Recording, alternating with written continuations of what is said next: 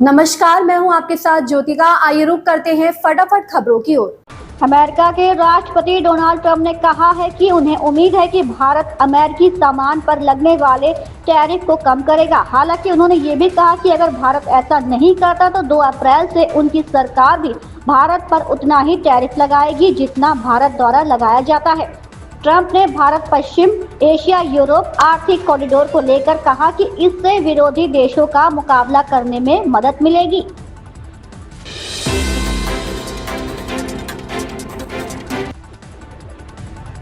प्रदेश की धामी सरकार एक और अपने 3 साल पूरे होने के जश्न की तैयारी कर रही है, वहीं दूसरी ओर नवरात्र पर कैबिनेट नए रूप में दिखाई देगी। कैबिनेट में 5 खाली पद भरे जाने के साथ ही 3 कैबिनेट मंत्रियों की विदाई के संकेत मिल रहे हैं। नए मंत्रिमंडल का जो ड्राफ्ट तैयार हो रहा है उसमें जातीय और क्षेत्रीय समीकरणों का खास ध्यान रखा गया है। आईपीएल 2025 में कई टीमों ने नए कप्तान की घोषणा की है। इसी कड़ी में एक और टीम राजस्थान रॉयल्स का नाम भी शामिल हो गया है। दरअसल राजस्थान ने अपने शुरुआती 3 मैचों के लिए उभरते सितारे 23 साल के रियान पराग को कमान सौंपी है। वहीं नियमित कप्तान संजू सैमसन विशेषज्ञ बल्लेबाज के साथ साथ इम्पैक्ट सब्स्टिट्यूट की भूमिका में दिखेंगे। कर्नाटक विधानसभा में एक चौंकाने वाला प्रस्ताव सामने आया जिसने देश में मुफ्त सुविधाओं पर भारी बहस को एक नए स्तर पर पहुंचा दिया।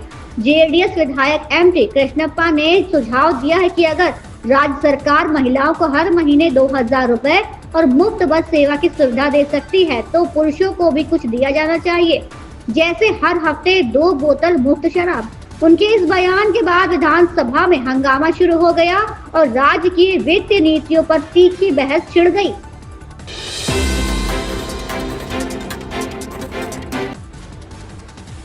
देहरादून उत्तराखंड किसानों पर पंजाब पुलिस की कार्रवाई पर कांग्रेस नेता हरीश रावत ने कहा, ये एक आंदोलन से निकली पार्टी का नैतिक और वैचारिक पतन है। कांग्रेस इसकी निंदा करती है। पंजाब के लोग इसका जवाब देंगे। केजरीवाल को जवाब देना चाहिए और माफी मांगनी चाहिए। कांग्रेस किसानों के साथ है। ये आंदोलन से निकली हुई पार्टी के नैतिक पतन का, वैचारिक पतन का और तथाकथित उनके कर्तव्य पंथ समझ का पतन है और ये बहुत निंदनीय है। कांग्रेस की निंदा करती है और इसका पंजाब के लोग जवाब देंगे।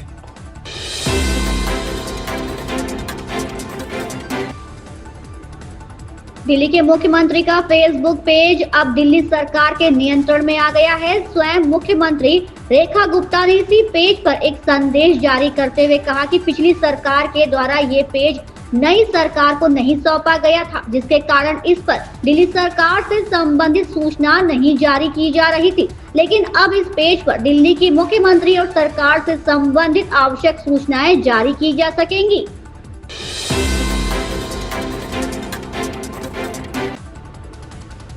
भारत में इस साल दुनिया की सबसे चर्चित ब्यूटी और मॉडलिंग प्रतियोगिता मिस वर्ल्ड का आयोजन किया जाना है। फिलहाल इस प्रतियोगिता के आयोजन में 1 महीने से ज्यादा का समय है, लेकिन इससे पहले ही राज्य में इसका आयोजन कराए जाने पर सियासी घमासान छिड़ गया है।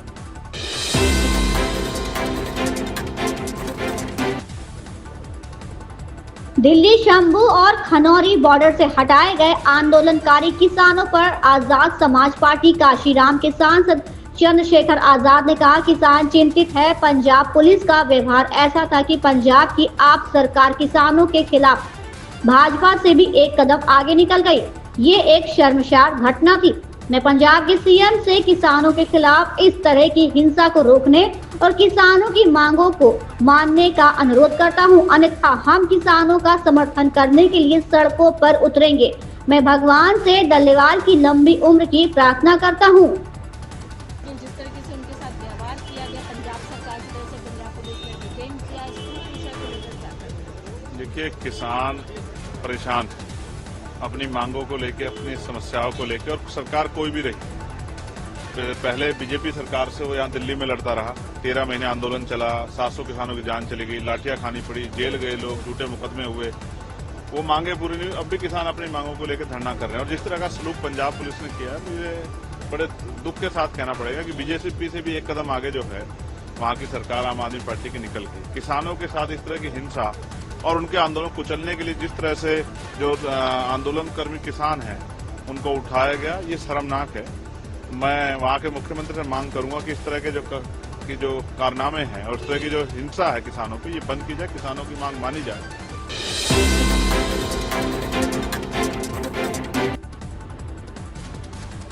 बांग्लादेश ने प्रधानमंत्री नरेंद्र मोदी से अपने अंतरिम सरकार के मुख्य सलाहकार मोहम्मद यूनुस की मुलाकात के लिए भारत से संपर्क किया है। दोनों ही नेता अप्रैल के पहले हफ्ते में बैंकॉक पहुंचने वाले हैं। बैंकॉक में आयोजित छठे बिम्स्टेक समिट में हिस्सा लेने के लिए पीएम मोदी और यूनुस 2 से 4 अप्रैल के बीच थाईलैंड पहुंच सकते हैं।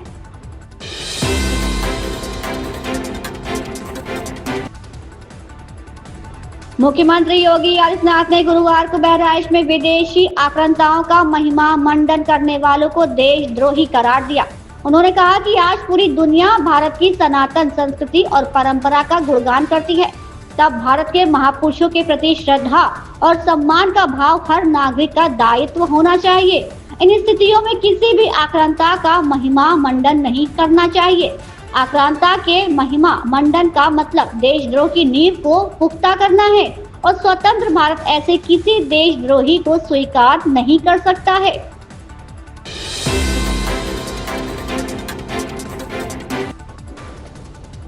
बॉलीवुड एक्ट्रेस और बीजेपी सांसद हेमा मालिनी के पुरी जगन्नाथ मंदिर जाने पर विवाद गहरा गया है। उन पर धार्मिक भावनाएं आहत करने का आरोप लगाया गया है। उड़ीसा के पुरी स्थित जगन्नाथ मंदिर में सांसद हेमा मालिनी के दर्शन को लेकर विवाद खड़ा हो गया है। पुरी के एक थाने में स्थानीय संगठन द्वारा सांसद के खिलाफ धार्मिक भावनाएं आहत करने की शिकायत दर्ज कराई गई है। इसमें उनकी इस्लामिक शादी का जिक्र किया गया है।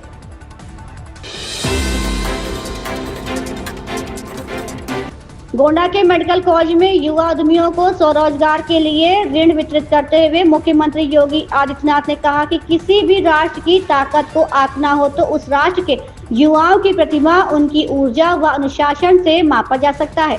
उस देश का भविष्य क्या है, अगर इसको जानना हो तो युवाओं की प्रतिभा और ऊर्जा से जाना जा सकता है। जिस देश में युवा ऊर्जा के लिए अवसर होते हैं, वहाँ पर कोई ताकत उस राज्य व देश का बाल बाका। इन खबरों में बस इतना ही। बने रहिए हमारे साथ।